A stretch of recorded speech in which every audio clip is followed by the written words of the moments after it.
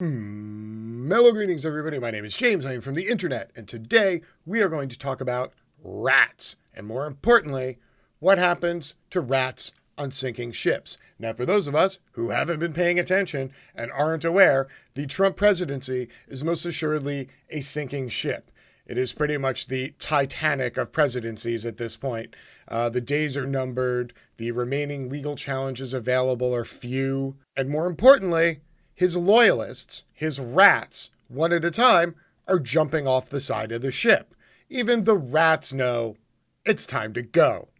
However, he's managed to keep two very loyal rats by his side, the only people who have really much stood with him over the last year through thick and thin, other than those who are related to him or are currently sleeping with somebody related to him. And that would be Bill Barr and Rudy Giuliani. Now, I feel like we've done a pretty good job documenting what Rudy's been up to for the last 3 weeks, and needless to say, it's not really moving the needle, but oh boy, he's loyal as shit. But during all this, Bill Barr has slowly become conspicuous by his absence. And for those of us who forget, Bill Barr pretty much spent the last year backstopping all of Trump's crazy COVID plans. There was a period of time there where he was so mad at Fauci that he stopped letting Fauci come to the daily COVID press briefings and started bringing Bill Barr with him. Like, Bill Barr barely understands the law. He sure as shit doesn't understand anything about a fucking pandemic or public health. But that's what Trump does. If you're loyal to Trump will get a very short leash, snap it on your collar, and let you go out with him for a walk every now and again. But with only 6 weeks left, it looks like Bill Barr is standing on the railing of the sinking ship, and he's looking at Rudy, and he's looking back over at the ocean. And he's looking at Rudy, and he's looking back over at the ocean. What's Bill Barr going to choose? I don't know. Let's see. Looks like Bill Barr just jumped.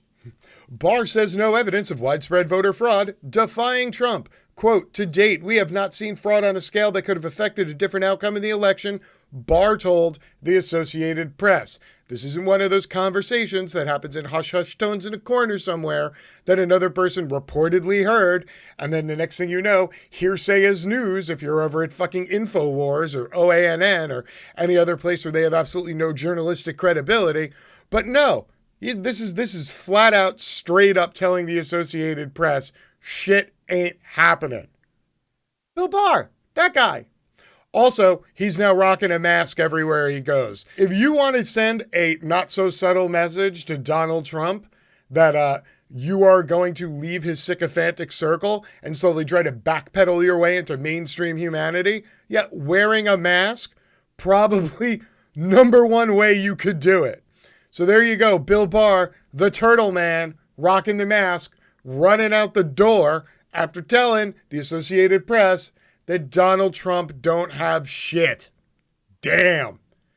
Bill Barr left Rudy alone on the deck of the Titanic. That's fucking savage. Attorney General William Barr said Tuesday that there was no evidence of widespread voter fraud in the 2020 election, defying President Donald Trump's ongoing efforts to reverse the results. Quote, to date, we have not seen fraud on a scale that could have affected a different outcome in the election, Barr said in an interview with the Associated Press. This means either Barr's office reached out to them or they reached out to Barr, and both parties agreed that they would meet, mic up, and have an on-the-record interview. This is not random, this is deliberate. Barr's comments are some of the sharpest rejections yet from a cabinet member of Trump's false and baseless claims of a rigged election. Quote, there's a growing tendency to use the criminal justice system as sort of a default fix-all, and people don't like something, they want the Department of Justice to come in and investigate, Barr said. Oh, wow. All of a sudden, Bill Barr is worried about what people think about the DOJ and the DOJ doing what it's actually supposed to do instead of what it's being told to do by a mad dictator. If you have any questions, please see the first 3 years of Trump's presidency. Quote, most claims of fraud are very particularized to a particular set of circumstances or actors or conduct. They are not systemic allegations, he continued, and those have been run down. They are being run down. Some have been broad and potentially cover a few thousand votes. They have been followed up on. Bill Barr, at the end of the day, is the person that every DOJ investigation team reports back to. Bill Barr reads the briefs. Bill Barr knows what is valid and what isn't, and what he could bring to court reasonably and what he couldn't. Bill Barr is letting everybody in America know that there is nothing there that the DOJ could reasonably assert in court, and is making sure that they know Bill Barr is the one who determined it to be so. Once again, 6 more weeks, Trump's gone, Bill Barr still has to exist in humanity. Unlike Rudy, who just lives in a cave by himself and eats moss. But the DOJ stressed that it had stopped investigating. And if it receives credible allegations of fraud, it will continue to pursue these types of cases. Please note use of the word credible. I'm seeing a lot of sycophants and idiots on social media and in comment sections saying that everybody's being biased and not giving Trump and his evidence a chance. Okay, this is William Barr. He is the head of the Department of Justice. He is saying that there are no credible claims of fraud. I don't care what your YouTuber of choice has to say as his opinion, because I'm not giving you my opinion. I'm literally telling you, Bill Barr said Trump don't have shit. Period. End of message. That just happened. Trump had publicly pressured the Department of Justice to get involved in the election outcome, telling Fox News on Sunday that he had not seen anything from the DOJ or FBI in the 2020 election, lamenting that, quote, "You would think if you're in the FBI or the Department of Justice, this is the biggest thing you could be looking at." This is where I remind you that Trump has stopped getting internal daily security updates. He stopped getting them a while ago. He found them tedious, and it was a pain in the ass for his schedule, which is why every day, up until noon, on the executive calendar, it just says executive time. He doesn't want to be interrupted while he's eating Egg McMuffins, watching Fox and Friends, and listening to Steve Doocy tell him what he should tweet out for the next 4 hours. So Trump doesn't get intelligence briefings anyway. If he did, he'd know that the DOJ and FBI are currently fucking investigating shit and are putting up daily memos for him and all other agencies that are involved in intelligence to review. Once again, Trump is the only person that doesn't know what's going on. Well, that and people who only listen to Donald Trump, but that's it. Everybody else is very keenly aware of what's going on in the real world with actual people who are doing actual jobs related to finding actual facts and separating them from bullshit. Trump's legal team responded to Barr's comments Tuesday, claiming in a statement that ample evidence of illegal voting had not been taken seriously by the DOJ. So that means that they did turn over their claims to the DOJ. The DOJ reviewed it, and they determined it was crap. But Trump's legal team, please see Rudy Giuliani, said that they had ample evidence of illegal voting and it hadn't been taken seriously, just like the 36 different state and federal appellate justices who have all turned down Giuliani's spurious claims. With all due respect to the Attorney General, there hasn't been any semblance of a Department of Justice investigation, the president's lawyers wrote. That's also Rudy Giuliani. Trump and other Republicans have filed over 40 election-related lawsuits, the vast majority of which have been unsuccessful. Trump's hopes of winning a second term were further scuttled after the administration last week formally authorized President-elect Joe Biden's transition process, and a number of key swing states certified Biden's wins. Despite this, Trump has vowed to continue fighting the election results. Hey, can we rewind this for a second? Trump's hopes of winning a second term were further scuttled after the administration formally authorized President-elect Joe Biden's transition process. You do know the administration is Donald Trump, right? Trump gave the go-ahead for Biden's transition process to begin, yet he's still fighting the election results and will never concede. Again, we've covered this multiple times, and I'm going to continue reminding you of it. Donald Trump will never concede. The word concede is not in Donald Trump's vocabulary, and the concept of conceding does not exist in the mind of a megalomaniacal narcissist. as long as Donald Trump does not concede after he leaves the White House voluntarily without conceding, he will then be able to go and start his media empire as president in exile. You cannot say you're president in exile if you publicly concede the presidency. Separately, Barr sent a letter to Congress on Tuesday notifying it that he had named U.S. Attorney John Durham a special counsel, providing him extra protection during the incoming Biden administration to continue his investigation of the origins of the FBI's Russia probe. The White House was not told of Durham's appointment back in October when it happened, and administration officials only learned of the appointment when it was announced by the DOJ on Tuesday, according to a department official. Once again, because Bill Barr just jumped off the side of the ship and left Rudy alone on the sinking orange Titanic. Bill Barr don't give a fuck, dude. Yo, 3 months from now, Bill Barr's going to be back in whatever fucking hood it is he's from, walking to his local deli, going to get a chicken parm for lunch, just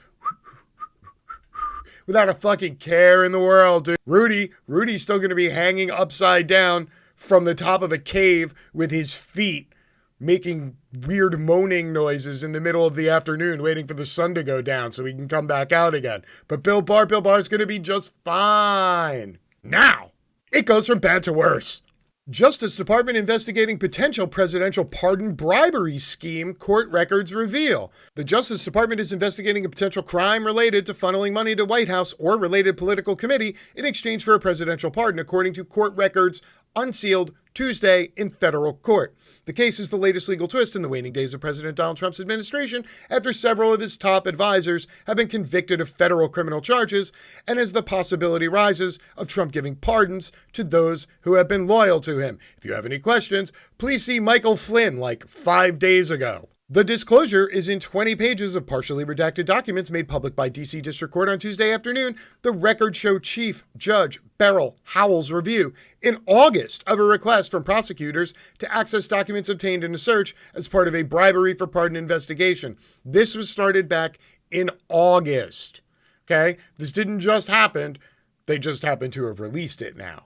The filings don't reveal a timeline of the alleged scheme or any names of people potentially involved, except that communications between people, including at least one lawyer, were seized from an office that was raided sometime before the end of the summer. Ooh, hang on, the plot is about to thicken. Excellent. The White House declined to comment on the court filing.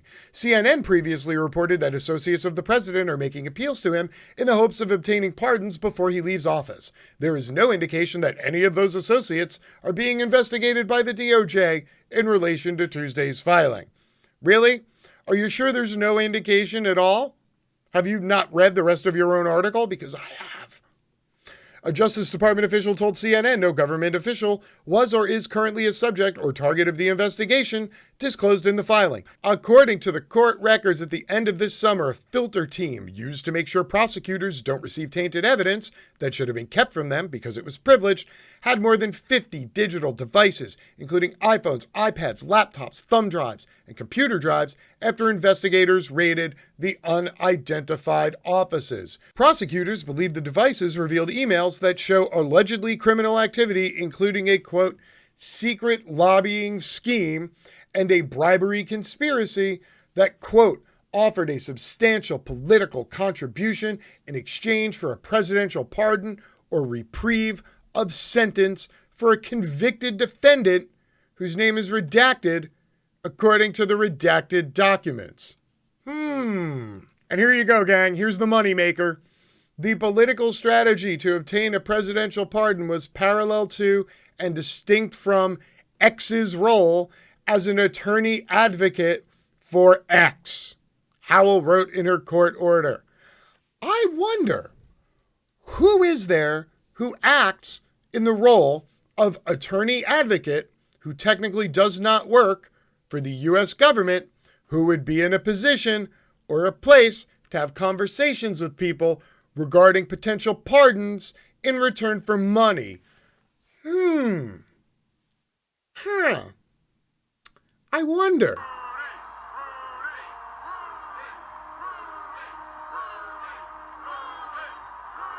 Ah, good times. The classics, they never die. The grand jury investigation also appears to relate to unnamed people acting as unregistered lobbyists to senior White House officials as they sought to secure a pardon and use an intermediary to send a bribe, the unsealed court records say. Prosecutors hadn't provided evidence to the judge, however, of any direct payment, and instead showed evidence that a person was seeking clemency because of a past and future political contribution. Trump has granted 29 pardons and commuted 16 people's sentences during his presidency. Several of those have gone to people close to the president or whose names would make a splash, including 19th century suffragist Susan B. Anthony, the former Illinois governor Rod Blagojevich, Bush-era advisor Scooter Libby, and longtime Republican advisor Roger Stone, who lied to Congress to protect Trump's efforts in 2016. Damn! So your takeaway here is that the week before Thanksgiving, there were 2 rats left on the deck of the sinking orange Titanic. This week, there is only 1. My name is James. I'm from the internet, and I'm out. Peace.